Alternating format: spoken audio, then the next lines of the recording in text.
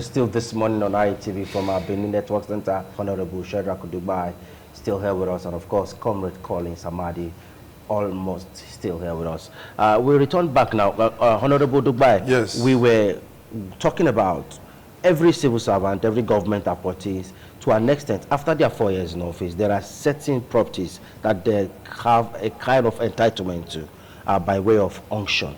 Is it wrong for a government appointee or a civil servant that has served going away with some of these properties? No, for there are processes to these things. You know, no asset, no movable asset lasts forever.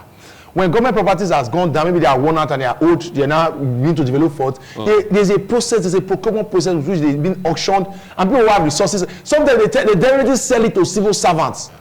Low-ranking civil servants, so that at least they can have properties. It's a form of goodwill, not necessarily to be appropriated to pay. As a service commissioner or a chief of staff, what car is your problem that you cannot afford? So the challenge of the way I manage this government, making it look as though that if they want to make a story out of it, they want to embarrass, they are basically for ways to embarrass the past administration by saying there's vehicle, and they've been insisting on it. See, if not for if they appoint a responsible man to be in charge of that vehicle recovery committee, we would have seen a more robust engagement. If they have a report, they write out the vehicles, they do for peaceful investigation, there's security forces they can use to say, okay, what exactly, they will call for investigation, not begin to break into people's house, begin to embarrass people, begin to make it look as though they have appropriated all the powers to themselves. Now, this discussion is even looking respectful because this man they brought here is even talking sense. But let me ask, how many positions, MPC have been sharing positions since? They cannot give a man like this, Colin Samadi, position because Colin Samadi cannot mobilize and deploy violence. Colin Samadi does not have gun. Colin Samadi is not a cultist. If he has a master's degree, he has been defending APC government from January for 30 years. And he's been shooting the former government. And he's coming back here again to defend them when he has no. So what exactly is in for you? Let those people who are carrying out this act, let them be members of this vehicle recovery committee. Let them come and sit here and engage and tell us what they found and begin to tell us how they've been how civil they've been in their last of actions and their processes. Not bring Colin Samadi because Colin Samadi can talk, Colin Samadi can defend them. They'll bring Colin Samadi to come and be defending them. What exactly? Why did they give Colin Samadi? So Colin Samadi will come here and defend what he's doing. Why let people let them come out in public domain, let them come out in public discourse and say this is what we have found, and let us begin to engage and discuss what they found and what they've done. Okay, going forward, Honorable Colin Samadi, to an extent, Edo is very sensitive. Edo State is very sensitive, and the political landscape in the state is also sensitive. And of course, any small trigger, those days, the violence that erupt and come with it is not always palatable. How can we manage some of these differences so that we can have a healthy political society? The best way to go, as Shadrach will always say then, when I was in the opposition and he was in the government, he will always say, Collins, people should go to court. Court is the best way to get answers to questions that is inexplicable. Now, of a truth, that is why the court is there. They are to help to make clarification on sensitive things like this. Just like the one of council chairman we are talking about now. Going to start fighting or say you want to take possession of the council by all means. No, that won't work because you can't fight the government at that level. No matter who is pushing you, they will do you more harm. Why don't you be civil? Power comes from God. Honorable Saro Obaze, for example, sometime many years ago, in his own party, he was removed as council chairman. And he went to court and defeated the incumbent governor then, which was our government, under Adam Saliu Oshomole. He won in court. He went to appeal. He also won. And he was asked to go back to office. And God being kind, though there was still few period, he has to assume office before that their tenure elapsed.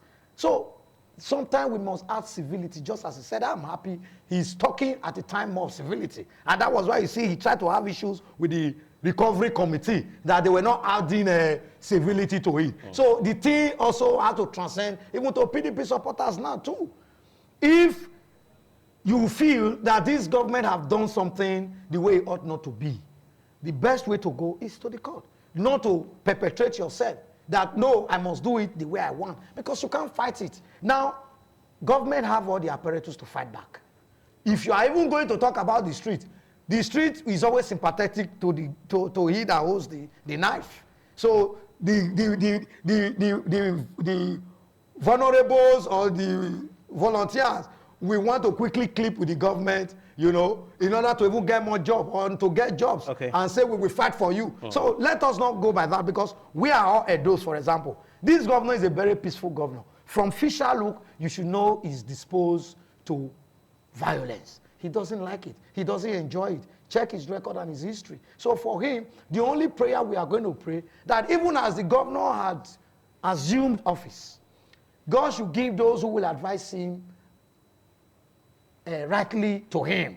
Those who will give him the needed caution where he needed to be cautioned, the needed progress where he needed to make progress, the needed area where he needed to also fight to get things out. You know, sometimes in government, you also have to fight at times in order to get the people what they want. But it should not be fight, so that we can deliver. Because the reason why Obaseki did not deliver today or did not make progress is because he was fighting from the very week he entered office till the last minute he left.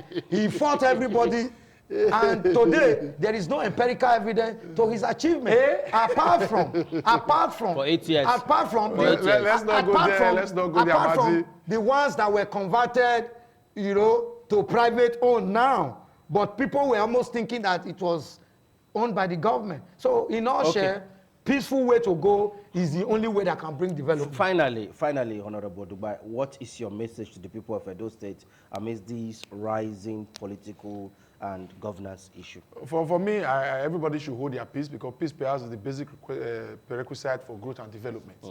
And to a large extent, they too can also see firsthand the impact of putting in a government that does not have the capacity to deliver. And they should be careful with democratic processes, because once you get the election wrong, there's no hope for dividends.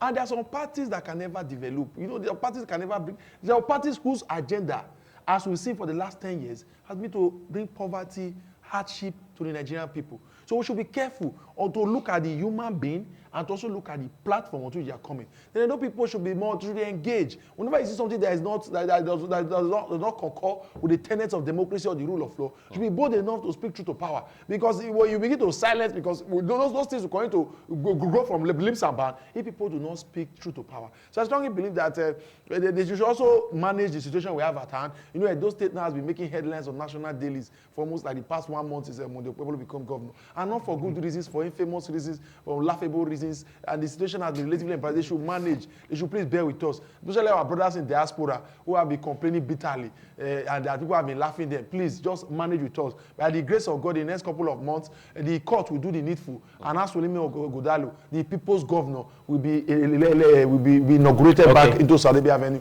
and will begin to enjoy the dividends of democracy. Now, this may be your final take, Honorable Comrade Collins. He talked about the court proceedings and all that. The post-election hearing has begun. What is the fate of the APC in the face of some of the clear evidence, over-glaring evidence that some persons has actually put forward? Just recently on a national television, someone came on board showing some of the lapses in the electoral process. What is the fate of the APC? I do not think we have a case, because if there's to be a case, PDP is the one, Aswan Udalo, and their quote and unquote expertise in election ringing that they imported will be the one to answer questions. Because one, they should understand that in Central and some part of Edo South, how far they went, and even in Owan, where the speaker come from, where he actually used everything they can to bulldoze original voters out and started thumbprinting. So I expected them first to seek for forensic machine to help recount all of the ballot papers that were thumbprinted, so that we know which one is original and the one that were done with palm kernel and the one that was done with fruits. The PDP will not even have 2,000 votes at the end. And the 2,000 votes will not even come. Half of the 2,000 votes they will have, I can assure you, probably will come from those sympathizers Aswan was speaking English to when he was dancing around from table to chair, and while the other ones maybe come from some old women, they were going to go and be begging with money at the dime minute, transferring 100,000 naira. Now even the SSAs, the special advisors, you are pointing at the special no, he was special advisor. The special advisors they had, the civil servant did not vote for Aswan because he came with the agenda of Obaseki impoverishing the people he appointed. How can you appoint people? There is no top up. You were even living, you counted away all the money, you didn't even give them anything. Not even transport fare to buy fuel home. That is how wicked the man was to them. Okay. See, so I'm not saying PDP does have hope of returning back. They said the only problem that the original PDP supporters or those one who supported them have is that how are we not going to go back on queue and start all over? That's just the difference. Okay, not because there was a dividend in Obaseki government or positive impact in their life. But for my friend, yes, I will do everything possible to make sure he come, because I know he's progressive in mind. Yes, I will be happy to see him with us, you know, anytime soon. Because one, I wouldn't take the fact away. He's a good material. And I think he needs to work with the progressive mind so we can have a new Edo. So before we talk about that new Edo that is already rising. Before we talk about your movement to the new Edo and that is rising and that's rising and the progressive camp, he actually alleged that you didn't get anything. None of you was paid. You were in that government. None of us was paid. Yes. We were paid duly what we deserved. I was paid my salary to the last day. Even the 12 days extra I worked, I was also paid. You know, when people go to a corporate office and they believe it's a ticket, it's a lottery ticket, they haven't served the government is supposed to enrich you and your generation. You're never to work again till you die. Government is supposed to cut land and share for you. That's the mentality APC has. But PDP does not have that kind of mentality. And that's why entering government in APC is difficult on PDP. I became special advisor on the basis of my capacity and competence because they knew that this man had something to offer. But go and check the APC government now. It is people who rigged the election that the ones now bringing people. Senator Akpabio will bring his own. Oshomole will bring his own. Bring his son. Bring his brother. Bring his wife. Bring his nephew. Bring his niece. And they will begin to people. There are people who were able to mobilize violence. People who shot gun and polling units. All those professional ballot box snatchers. They are the ones they are giving appointment now. That is why the government is heading into the bush because the government who can think are totally absent from the government. That not saying because if they had brought intellectuals, if the people is able to bring intellectuals, people who have capacity like myself, this government will be. I saw the publication the first this man was bringing. The first chief press secretary was issued. He was issuing statements and there were so many errors. I had to call the man, please, if you cannot edit it, use ChatGPT, use those AI tools and generate write-up and be positive. So they just got on board. They need to get themselves. So, by way of correcting, first of all, Governor Obaseki gave to his appointees all that they duly deserve, and did not corner state resources to empower them so that they can continue to shout and ratio their social media. No, they earn a day's work for a day's pay. Then the idea he talked about court, I won't blame Collins Amadi so much because it is APC didn't rig the election. It was INEC that rigged the election for them. So maybe he didn't know because he wasn't there. Allegedly. Yes, it's not me that said it. It has been said on national TV. Can't substantiate some people have said it on national TV. By who?